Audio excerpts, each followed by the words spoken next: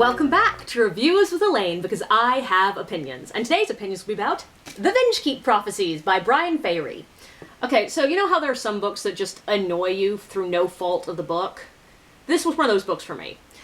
So The Vengekeep Prophecies is about a boy named Jackster Grimjinx, and the Grimjinxes are basically royalty among thieves. The family has for generation and generation and generation birthed the most important and powerful thieves in the 5 provinces. Like, this family basically wrote the rules for thieves. And everyone in Vengekeep, where Jackster, his younger sister, his mother, his father, and his grandmother all live, they know the Grimjinxes are thieves. But the problem is, there's never enough evidence to prove it. So the Grimjinxes keep getting away with everything. The problem is, 12-year-old Jackster is clumsy. And I'm not talking about a little bit clumsy. He's the kind that, like, he looks at a tripping hazard and he's on the ground. And, like, he does not have good hand-eye coordination, which you really need to be a thief. His first official job that he has planned and is running himself, he manages to burn down the mansion instead of burgle it. Now, he is in trouble, but luckily his parents already had another plan in motion. You see, his mother has forged a prophetic tapestry. Here in Vengekeep, every year they unroll a new tapestry that was made centuries ago that is a prophecy for that year. And they plan their entire year based on this tapestry. So, when they unroll this new tapestry and find fires, floods, plagues, famine, and all sorts of supernatural disasters are going to appear in Vengekeep, and the only people who can possibly stop it are the Grimjinxes, the hope is that the people will basically do whatever the Grimjinxes want in the name of civic defense. Now, the plan seems to be working until suddenly the prophecies start coming true.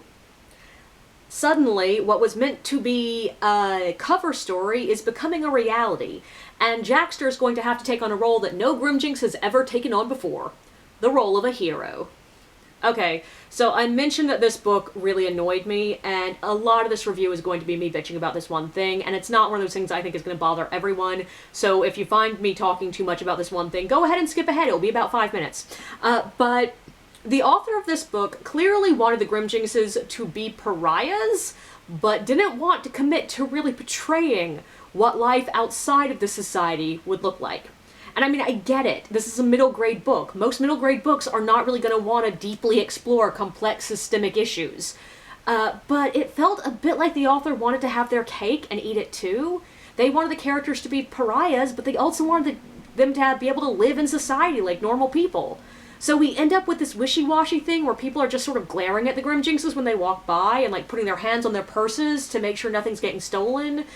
And we know that Jackster supposedly lost a friend, and the implication is that the friend, like, went his separate way because Jackster's families are thieves. But we don't actually see the event that caused this. We don't even see it in memory. So, like, it's not 100% clear what changed between them. And so in the end, we're just sort of left to assume that Jackster doesn't have any friends because he's a thief, and that's soon fixed. And, like, we don't see them being attacked in the streets, we don't see them being thrown out of businesses, we actually see people happily buying stuff from the Grimjinxes, all the while supposedly they know these people are thieves and hate them for being thieves. I just don't really buy it. And, like, the extended family is supposedly, like, nationally known, to the point that at one point Jackster needs to cause a diversion, and he does so literally just by announcing his name as Jackster Grimjinx. And, like, literally the entire community rushes him to tackle him. But back at home in Vengekeep, everyone knows they are thieves, everyone knows they are stealing, and just sort of leaves them be. Because there's not enough evidence. They've been in Vengekeep for literally 12 years. We know this because it's said that they moved there after Jackster is born, and Jackster is 12.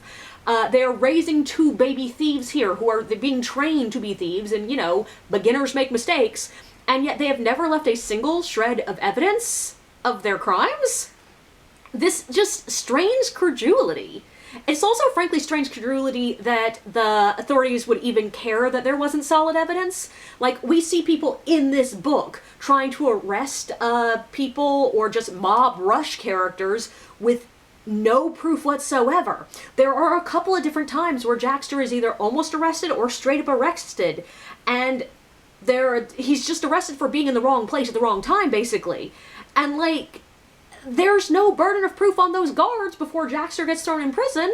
So, like, it's really hard to believe that in all these 12 years, the authorities have not either found enough evidence or just made shit up to get the Grimjinxes thrown in prison permanently or thrown out of the country. Especially considering what we see in this book, the Grimjinxes are not at all subtle, like, not in the least. There is a moment where Jackster is literally practicing picking a lock in a public park in broad daylight. He happily admits to Callie 2 minutes after meeting her that he is a thief. He starts teaching her to be a thief. And in case you're thinking, well, that's all this one dumb kid. No! He brings Callie home with him and starts telling her the family secrets, and the parents are just like, who's this child? Okay. And fun fact, Callie is the daughter of a member of the, like, ruling family in this community. She is of the family of authorities, and nobody once questions that she could possibly betray them. And then there's the Fidolatry shop. So it's a fake shop. They don't even know what Fidolatry is, and it's not clear in this book whether Fidolatry is a thing or if it's just a funny word they made up. But the important thing is they set this shop up as a cover, basically to say, like, hey, look, we're making real money through the Fidolatry shop. We're not thieves. Obviously, that's where we make our money. But they actively try to drive anyone who comes into the store away. And eventually, someone is going to follow the money and go, hey, wait, there's no money whatsoever going through the Fidolatry shop. Here's proof they're thieves. And, like, it just bothers me so much, the logic set up here. And so, yeah, the first few chapters of this book, I was endlessly distracted by how illogical this was.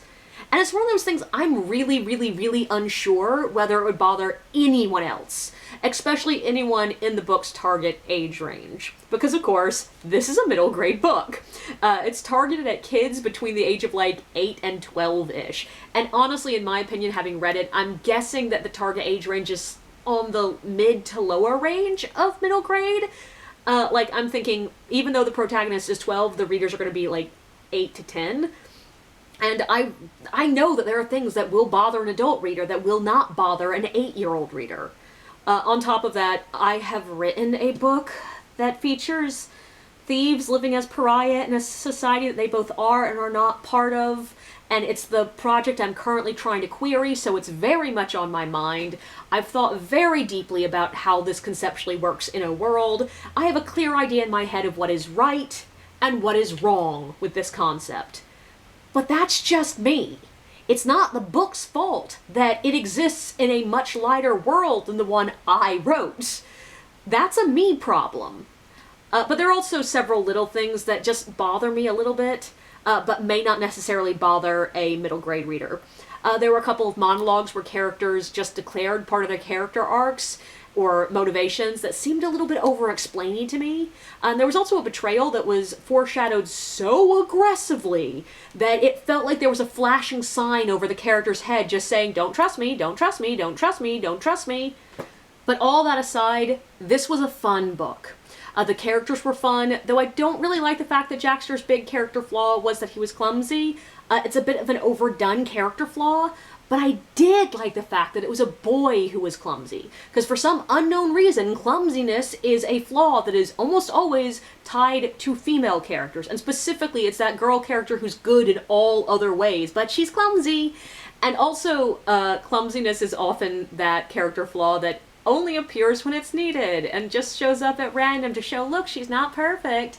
And that's not how it's treated in this book. This is a real serious part of his life, and he's not just tripping over random shit. Like, he falls out of trees, he struggles to pick locks, he cannot pick pockets, he drops things, he fails to grab things in very important moments in the book. He is just generally terrible at anything related to hand-eye coordination.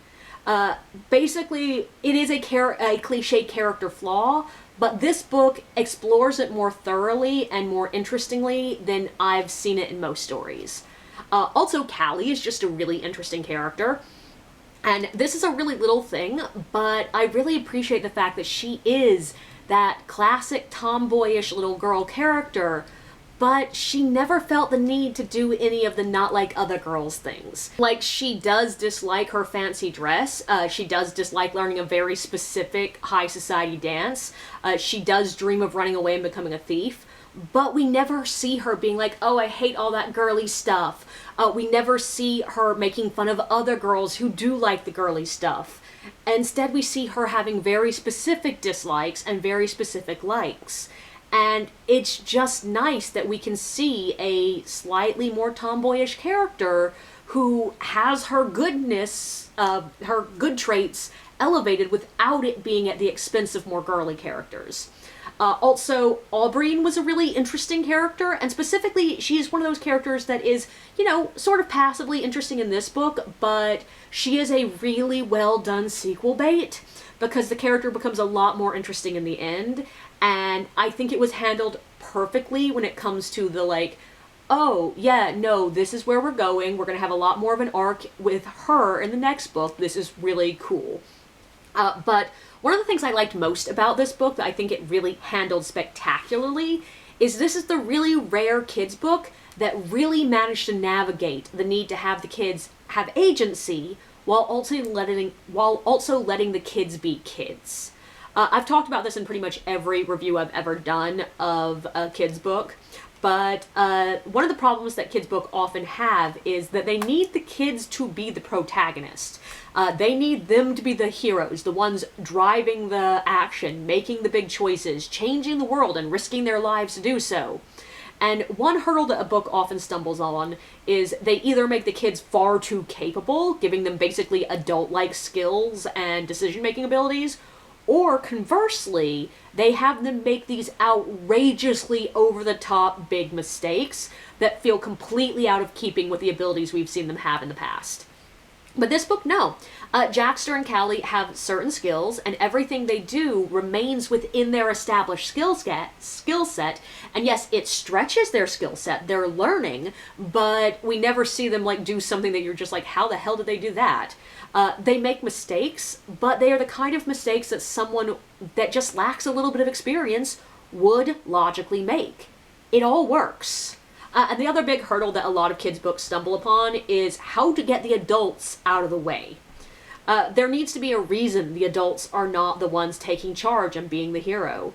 And especially in middle grade books, sometimes they do this by making the adults wildly incompetent or just fully absent to just force the kids to be the protagonists. But in this book, there really was a really solid mix of Jackster just happening to be the one who has the skills necessary to do what needs to be done, adults being unable to help, adults who are unwilling to help, adults who are actively against them for their own personal reasons, and adults who would probably have helped if they knew what was actually going on.